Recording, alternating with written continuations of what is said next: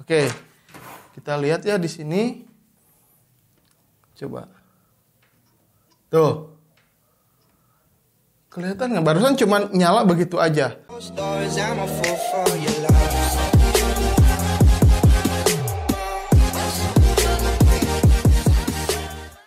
Assalamualaikum teman-teman, saya Randy Adha, Sekilas IT.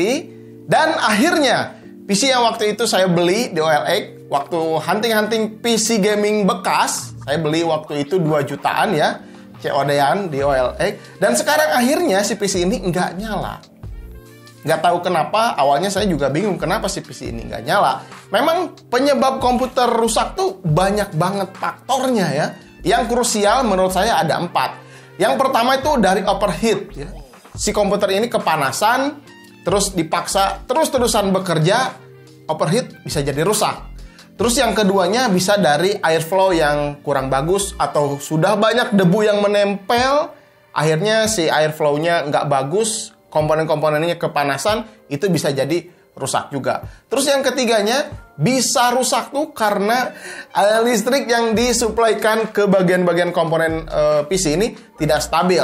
Salah satunya ya dari power supply. Power supply yang abal-abal biasanya mengalirkan listrik ke komponen-komponen seperti PGA card, motherboard, prosesor. Ketika tegangannya tinggi, itu tuh bakalan kurang stabil. Atau bisa juga karena mati listrik di rumah, tiba-tiba mati listrik ketika si PC ini bekerja keras. Kalau power supply-nya jelek atau kurang bagus ya, tidak bersertifikasi, itu bisa mengakibatkan beberapa komponen rusak. Atau juga bisa tiba-tiba terkena petir.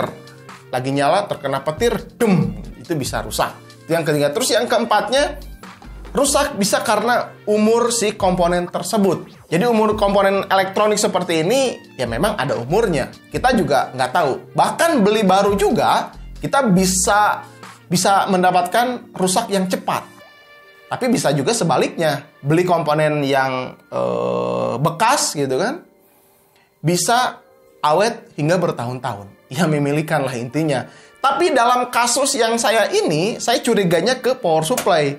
Karena si PC ini, waktu itu saya buat 2 konten ya, tes main game tanpa PGA card, terus dipakai live streaming, terus saya tancapkan juga PGA card R7240, GTX 560 ke komputer ini dengan power supply bawaannya ini. Jadi belum saya ganti. Akhirnya selang beberapa minggu si PC ini tiba-tiba nggak nyala. Di sini saya akan coba nyalakan si power supply. Kita lihat ya bagaimana indikatornya ketika ditancapkan ke listrik. Dia tuh cuma nyala dep gitu, terus mati lagi. Si fan-nya juga bahkan dia nggak berputar sama sekali. Oke, sebentar. Kita akan coba colokkan power supply-nya. Bismillahirrahmanirrahim. Nah, tuh. Oke, kelihatan nggak ya dari sini ya? Kita akan coba nyalakan. Oke, di sini saya coba jumper aja karena takutnya kabel si power ini juga memang rusak juga kebakar. Jadi saya coba jumper di sini, nanti bakalan kelihatan nyala si PC-nya. Bismillahirrahmanirrahim. Nah, bahkan dia nggak ada listrik sama sekali ya. Oh, bentar. Ininya belum dicolokin, guys.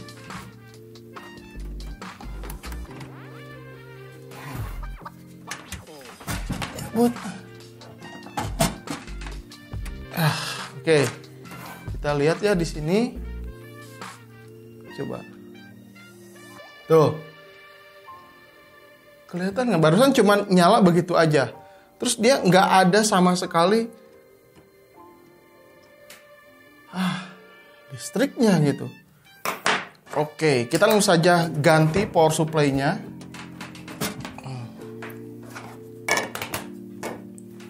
Nah,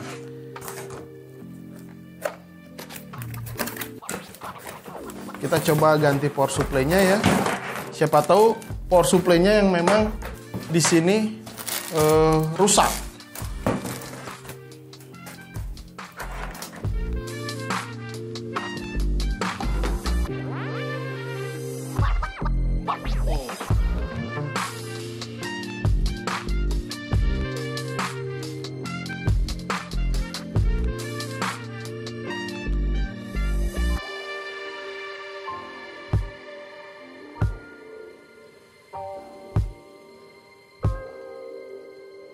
Nah, oke. Sekarang saya udah pasangkan power supply baru. Dan kita akan coba lihat apakah masih sama. Oh, YouTube. Kita lihat sini.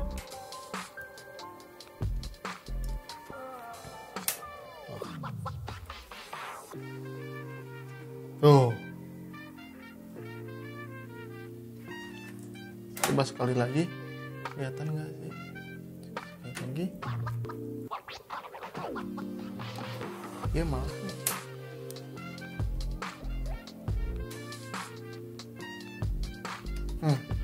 Dia malah jadi nggak ada sama sekali reaksi. Udah mati ini motherboard.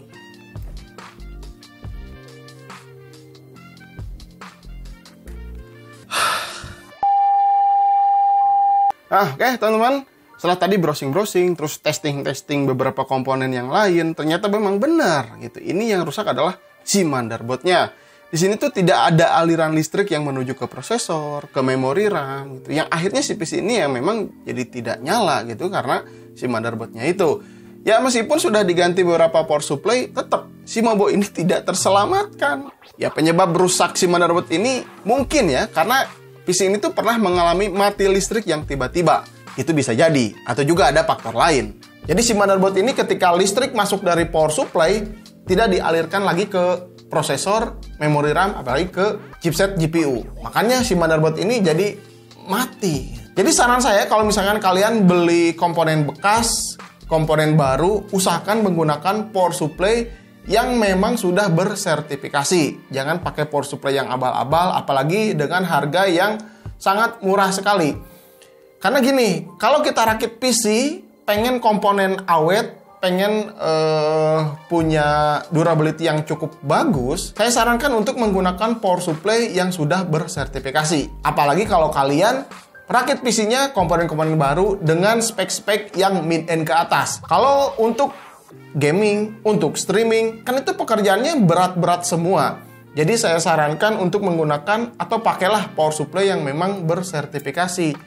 Tapi kalau untuk sekedar browsing aja atau ngetik-ngetik file saja, itu bisa menggunakan power supply yang biasa-biasa aja. Asal nyala gitu kan, nggak apa-apa. Asalkan si komputernya nggak digunakan untuk pekerjaan-pekerjaan yang sangat berat sekali. Oke, nanti saya akan update lagi apakah si PC ini setelah diganti motherboardnya bisa nyala. Karena yang saya punya aja di sini power supply-nya udah ada.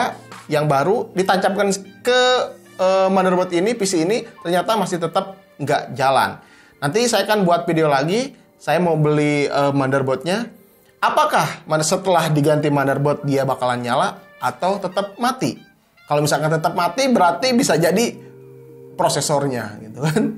Luar biasa sekali berarti ya. Beli PC bekas 2 juta cuman 2 bulan aja dia rusak. Oke, mungkin gitu aja. Kalau misalkan kalian punya saran, punya kritik, punya masukan gitu kan, tinggalkan saja di kolom komentar. Saya Randy Adha, Sekilas IT. Assalamualaikum warahmatullahi wabarakatuh. Salam teknologi.